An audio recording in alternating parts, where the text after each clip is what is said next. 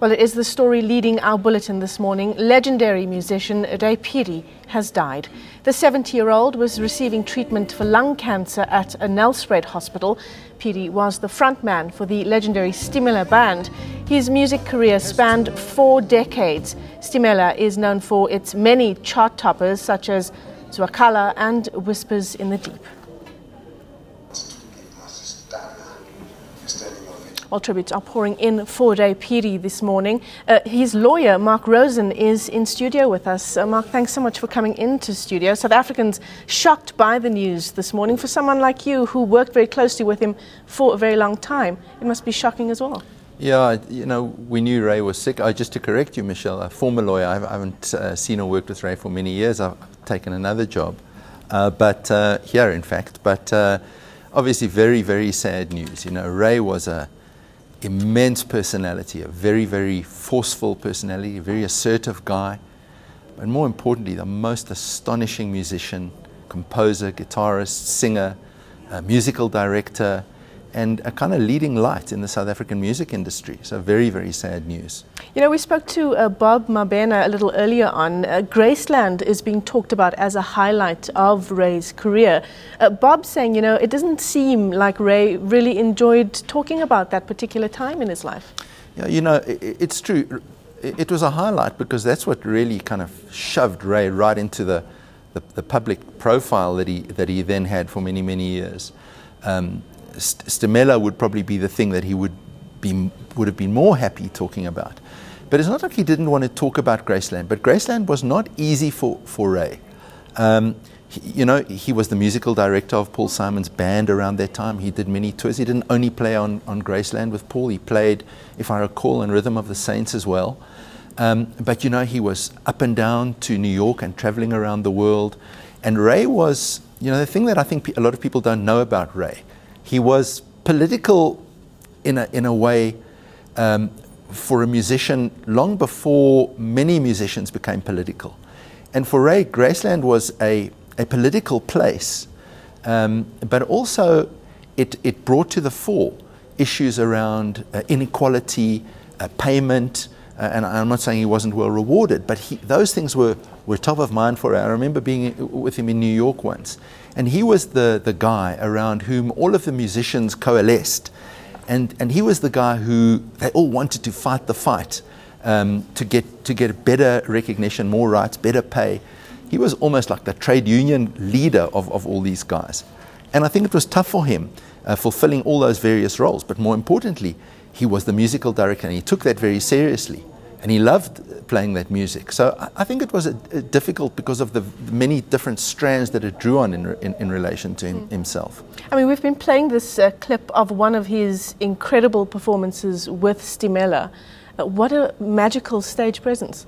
You know, the story goes, and I don't know whether it's true or not, but Ray's dad was a guitarist. And he used to, on the stock of the guitar, at the end of the guitar, he used to have little puppets dangling from the stock of the guitar. And as the father played, those puppets used to dance. And Ray had that puppet dance that he became very renowned for.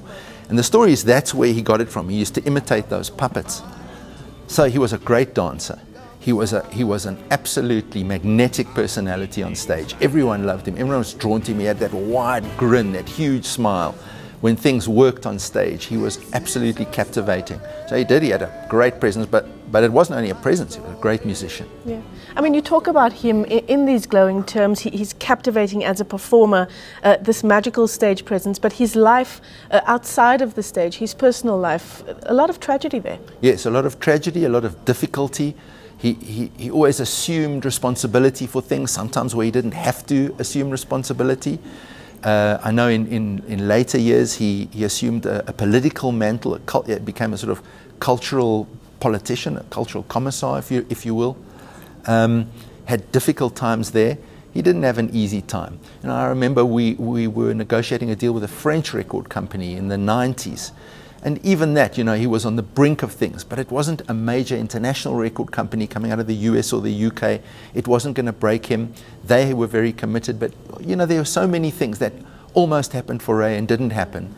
And that combined with the personal difficult things, I think makes his life both successful and tragic at the same time. I mean, you know, we've seen so many artists lost in South Africa over the last months, years as well.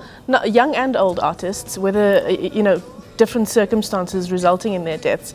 A lot of people talking about whether our artists are being honoured in the country to the extent which we'd expect. I mean, sometimes they are honoured internationally, much more than they are back home. What's your view on how Ray has been honoured before his death? Look, I think Ray has always been very respected as a musician, as a politician, as a person, as a band leader.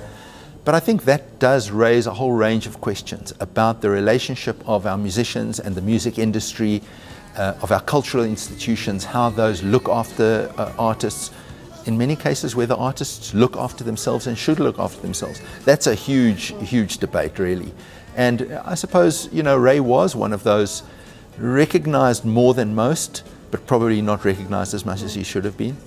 Mark, you were Ray Phiri's lawyer. When was the last time you spoke to him? How much have you been in touch with him? You know, I haven't been in great touch with him in recent years. You know, we've bumped into each other at the odd events. It's always been great to see him. I left practice about 5 years ago, and so it's further back than that I last worked with Ray. But, you know, he's always had a real fire for life, you know, and every time we met each other it was really great. I can't talk much about his kind of the business of his career in the last, I don't know, 6-7 years, I suppose. As we sit here remembering the man, the performer, maybe tell us about some of your memories that you'll be carrying through today with you as we all come to terms with the news of his death. Oh man, first of all, his great playing with Stemela. I think of, you know, Isaac and Tapella, all the people he shared a stage with. Those guys must be in deep mourning.